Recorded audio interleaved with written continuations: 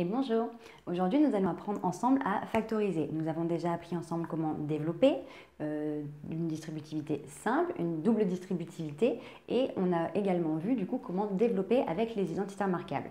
Là nous allons faire de la factorisation simple, donc en fait c'est le fait de rembobiner une expression qui est développée. Développer c'est passer d'un facteur à une somme ou une différence. Maintenant je vais passer d'une somme ou d'une différence directement à un produit, donc je vais factoriser. Donc là, je vous ai mis 4 petits exemples, donc progressifs au niveau de la difficulté. Nous avons ici 2 petites expressions avec du coup facteur commun, mais avec du coup un x au carré. Et là où il y a 3 termes avec du coup soit un facteur commun, 2 facteurs communs, tout ça, nous allons voir au fur et à mesure. Donc là, qui dit factoriser dit rembobiner ce qui a été développé. Donc en fait, c'est comme si je récupérais les cartes que j'avais distribuées dans mon fameux jeu de cartes que je vous ai expliqué du coup dans le chapitre, la vidéo directement sur les distributivités. Donc là, en fait, je vais voir, je vais décomposer chaque terme pour savoir par combien est-ce qu'il a pu être multiplié et relever tous les facteurs qui sont communs. Donc là, j'ai 2x, donc concrètement 2x, ce n'est rien de plus que 2 fois x. Donc je vais l'écrire. 2 fois x. Bon, j'ai mon plus. Et ici, j'ai 4. Et 4, c'est 2 fois 2. Donc, je vais pouvoir le noter.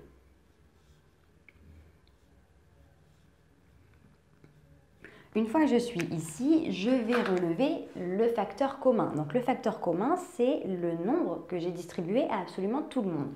Donc là, je vois que j'ai 2 fois x et 2 fois 2.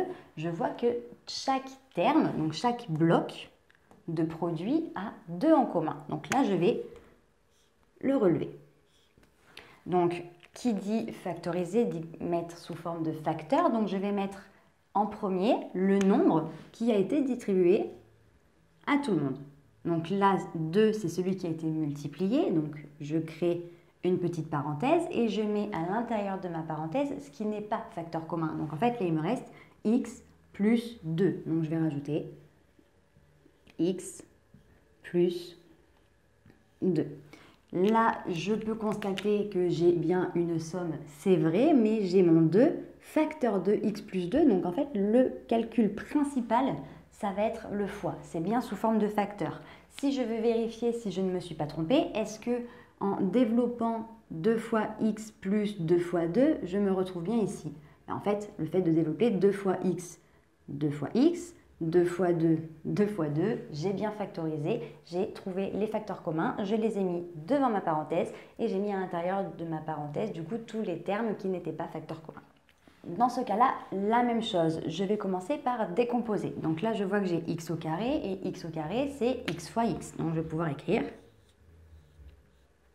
x fois x moins, et là j'ai 3x et 3x c'est 3 fois x. Donc je vais pouvoir noter tout simplement mon 3 fois x. Même chose que pour la précédente, je vais chercher les facteurs qui sont communs. Donc là, je vois donc facteur commun parmi mes termes. En fait, en gros, c'est ce qui entoure le signe qui n'est pas fois, concrètement. Donc là, j'ai 1 moins, j'ai un bloc devant, un bloc après. Je vais voir parmi mes deux blocs ce qu'il y a en commun. Là, j'ai x fois x, 3 fois x. Le seul terme qu'il y a en commun, c'est x. Donc, je vais pouvoir le relever. Vous n'êtes pas obligé de souligner, c'est vraiment pour que vous puissiez voir au travers de cette vidéo le fonctionnement.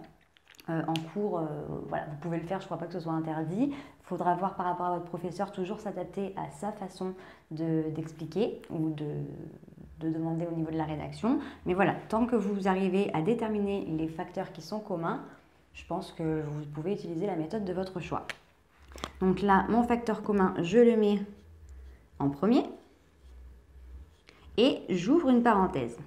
Dans ma parenthèse, je vais mettre tout ce qui n'est pas souligné, donc tout ce qui n'est pas facteur commun. Donc en fait, là, il me reste tout simplement x moins 3.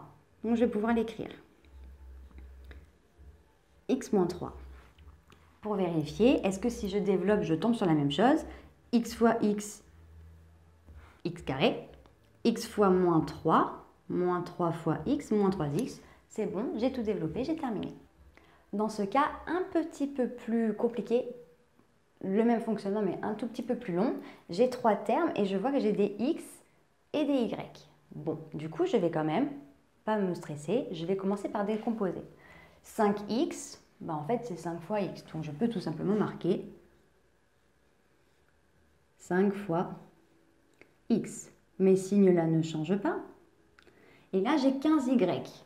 Bon, y je ne peux pas décomposer différemment, par contre 15 je sais que c'est 5 fois 3, donc je vais pouvoir écrire 5 fois 3 fois y. 5 fois 3, 15 fois y, on est bon, je ne peux pas décomposer plus. Concernant 20x au carré, 20x au carré, je peux décomposer le 20, qui est du coup égal à, bon, il peut être égal à plein de choses, il peut être égal à 1 fois 20, 2 fois 10, mais là je peux commencer à constater que j'ai des 5. Donc le plus judicieux, c'est essayer de faire ressortir un 5 dans ce terme-là. 20 fait bien partie de la table de 5, 5 fois 4, donc tant qu'à faire, je vais l'écrire comme ça, moi je trouve mon facteur commun, fois, et x au carré, x fois x. Donc là, j'ai bien du coup dans chacun de mes termes au moins 5 en commun, donc c'est celui que je vais mettre en premier. Donc je vais factoriser par 5. Je mets mon 5, j'ouvre ma parenthèse et je vais mettre à l'intérieur tout ce qui n'est pas souligné. Donc attention, à chaque fois je ne mets pas les fois comme ça, je mets vraiment juste les termes restants. Donc là j'avais 5 fois x, j'enlève le 5, du coup il me reste tout simplement x. Donc je le note. Plus, là j'avais 5 fois 3 fois y, j'ai retiré le 5, il me reste 3 fois y, donc 3y. Plus, et là j'avais 5 fois 4 fois x, j'ai retiré le 5, il me reste 4 fois x, donc 4 fois x fois x, donc x au carré. Je ferme ma parenthèse.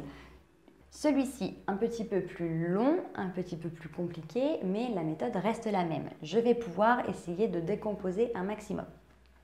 Donc là, si je visualise un petit peu en amont pour voir un petit peu à quoi ressemble mon expression, je vois que j'ai 4, donc au niveau des chiffres, je vois que j'ai 4, 12, 8.